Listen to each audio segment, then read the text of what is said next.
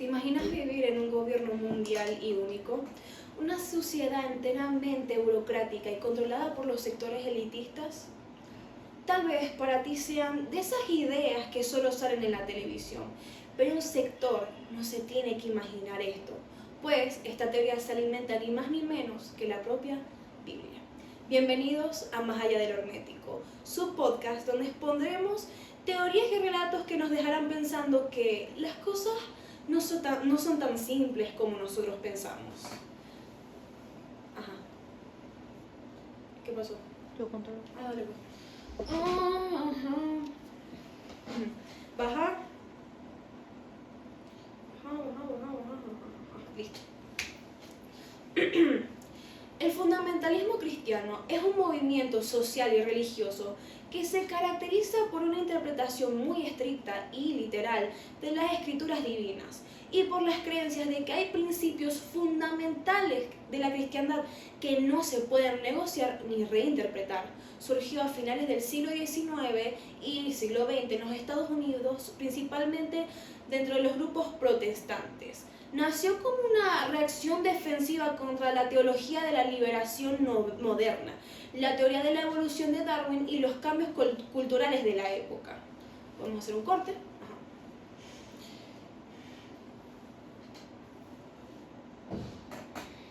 Este es un movimiento de carácter ultraconservador.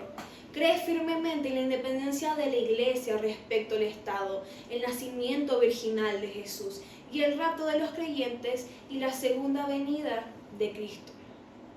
El movimiento tomó su nombre de una serie de ensayos públicos entre 1910 y 1915, llamados The Fundamentals, o Los Fundamentales, escritos por George Calvin. Es uno de esos textos que se establecieron como doctrinas teológicas esenciales para una vida fundamentalista. El fundamentalismo está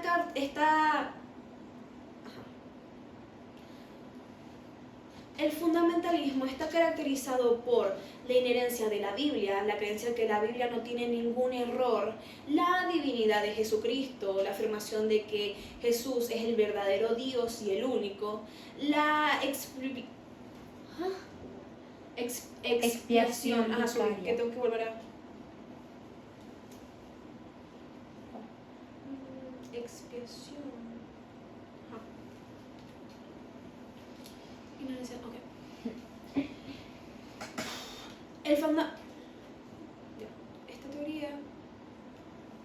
Esta teoría tiene como características la inherencia de la Biblia, la creencia de que la Biblia no tiene errores de ningún tipo, la divinidad de Jesucristo, la afirmación de que Jesús es el verdadero Dios, incluyendo el milagro de su nacimiento, la expiación vicaria, la idea de que Jesucristo murió en la cruz para pagar por los pecados de la humanidad, la resurrección física de Jesús, la creencia de que Jesús resucitó corporalmente entre los muertos y la autenticidad de los milagros, la convicción de que los milagros narrados en la Biblia realmente ocurrieron.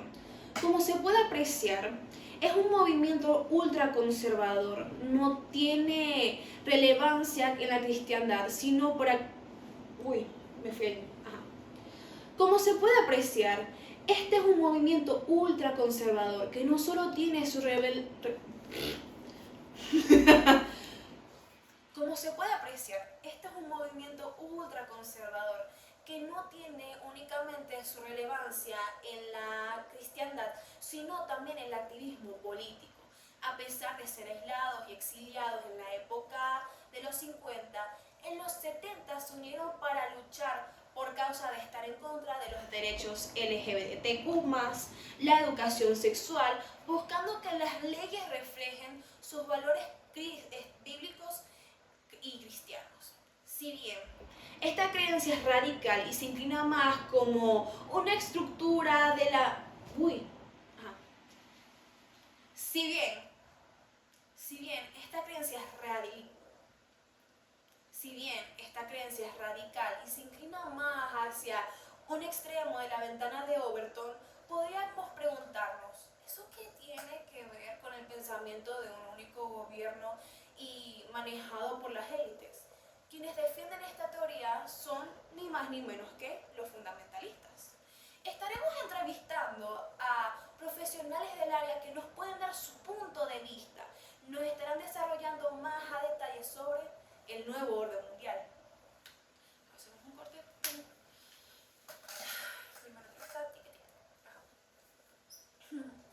Aquí estamos. ¿Cuál va a ser tu nombre en clave? Natalia Pernilla, ya. No voy a discutir más.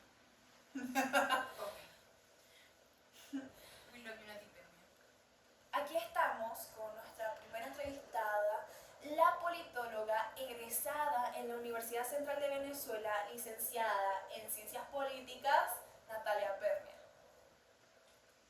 Un gusto a todos, me es un honor estar aquí hoy esta noche en este magno programa, ya que llevo bastante tiempo dedicándome a la investigación sobre el nuevo orden mundial. ¿Sí? Entonces, ¿nos podrías hablar más a detalle sobre él? Claro, la expresión nuevo orden mundial se ha usado para referirse a un nuevo periodo de la historia y se pretende que hay pruebas de cambios drásticos en las ideologías y el equilibrio de poderes que sustenta un plan secreto para instaurar un gobierno global e integrador de carácter autoritario o totalitario. Los supuestos líderes, un grupo élite y secreto asociados con sociedades como los Illuminati, los masones, el Foro Económico Mundial o magnates globales, que operan desde las sombras. El objetivo sería eliminar las soberanías nacionales, las monedas locales y las libertades individuales para crear un control centralizado absoluto. Las defensorías de esta teoría suelen adaptar sus ideales a los eventos del momento. Por ejemplo, utilizando la digitalización financiera, la inteligencia artificial o crisis sanitarias como herramientas de control. ¿En serio? Ajá, y que ya va. Porque creo que te comiste una parte mía. No, todavía no he terminado. Ok. Sí, ajá, ya va. La inteligencia artificial o crisis sanitarias como herramientas de control de esa supuesta élite. Por eso es que los fundamentos cristianos están muy de la mano con esto. En serio, me parece...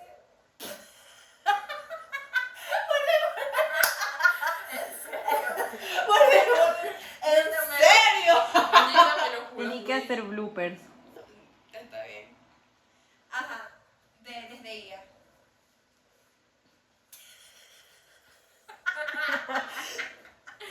Ya va.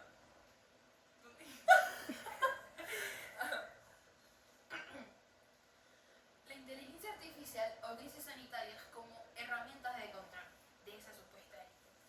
Por eso es que los fundamentos cristianos están muy de la mano con ello. En serio, me parece muy fascinante. ¿Nos podrías hablar más de cómo surgió esta teoría? Claro. Para empezar, el mito sobre las élites secretas surgió a fines del siglo 18, María.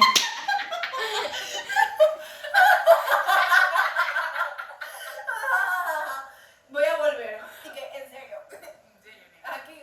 Ajá. Me toca. Ajá, dale. Se vuelve desde ella, vuelve desde ella.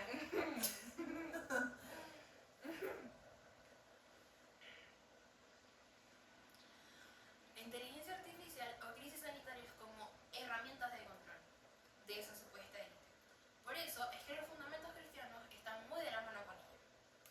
Me parece muy interesante. ¿Nos podrías hablar más o menos de cómo empezó esta teoría? Claro. Para empezar, el mito sobre las élites secretas surgió a fines del siglo XVIII en 1776.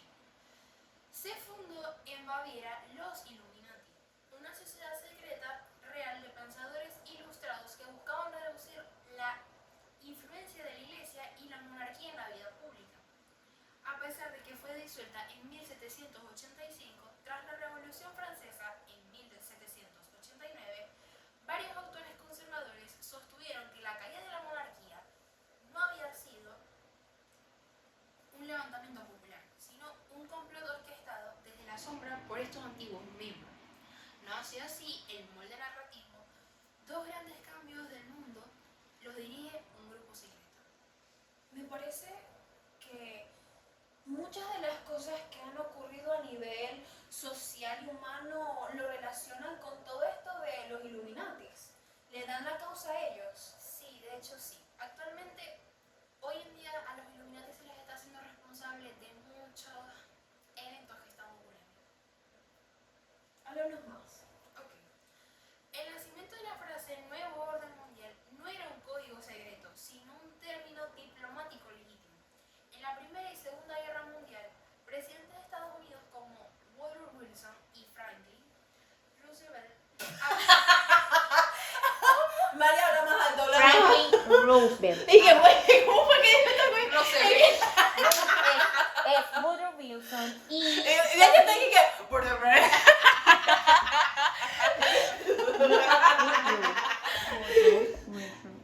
Ya va que se movió. Ajá.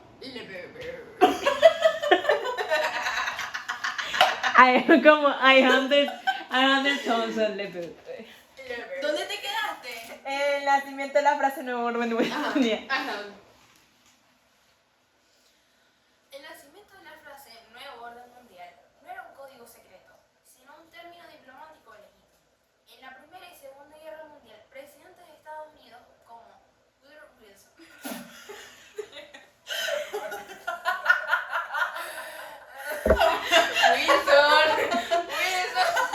Decí Wilson. Y Franklin, decí Wilson y Franklin. No, ya. decí Wilson y Roosevelt. Rose. Roosevelt. Como se dijera Rose Lynch. Roosevelt. Ajá. Roosevelt. Wilson Wilson, decilo, María. Wilson. y Roosevelt. Roosevelt. Hablando guacho. Poco tu primer nivel del tema.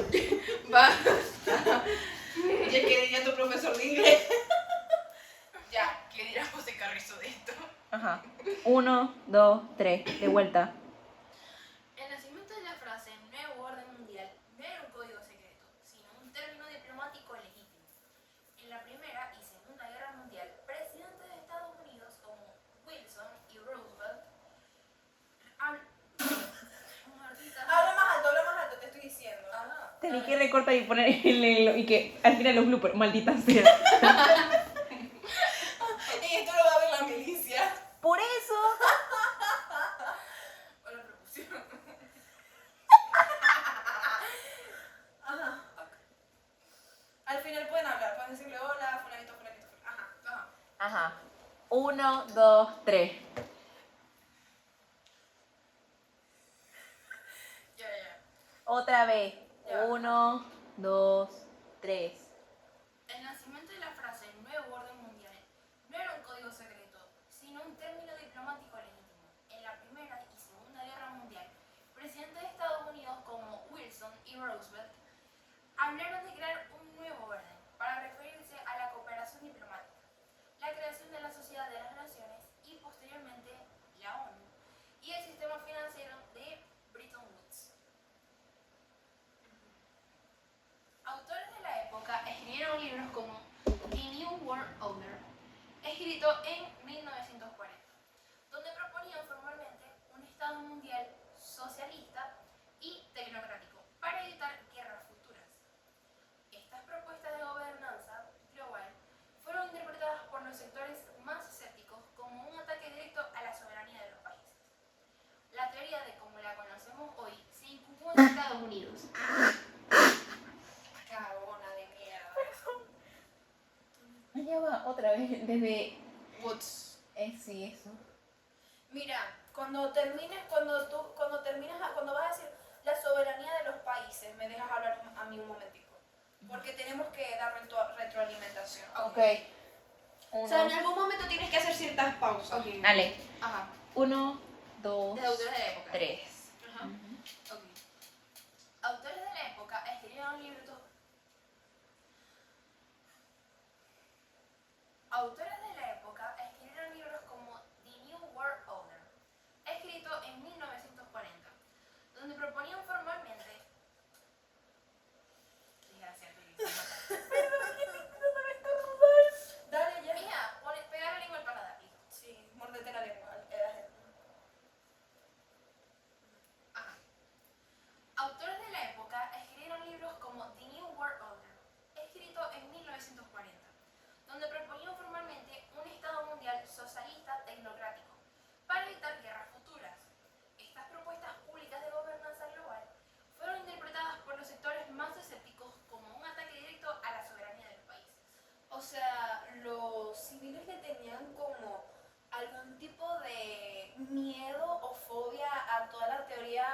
socialista y comunista de Marx. Sí, llamémoslo así. Una clase de miedo. Ah, seguí, mamita. La teoría, como la conocemos hoy, se incubó en los Estados Unidos durante la paranoia creada por la Guerra Fría. Entre los civiles incrementó el miedo casi absurdo al comunismo, ya que organizaciones ultraconservadoras tacharon a organismos diplomáticos como la única... ¿Cómo la qué? No, Ahora como tenés que la empezar, una... ahora tenés que empezar otra vez. Sí, eso es. Desde la teoría, ¿verdad? Sí, ajá. La teoría como la conocemos hoy se incubó en Estados Unidos durante la paranoia creada por la Guerra Fría.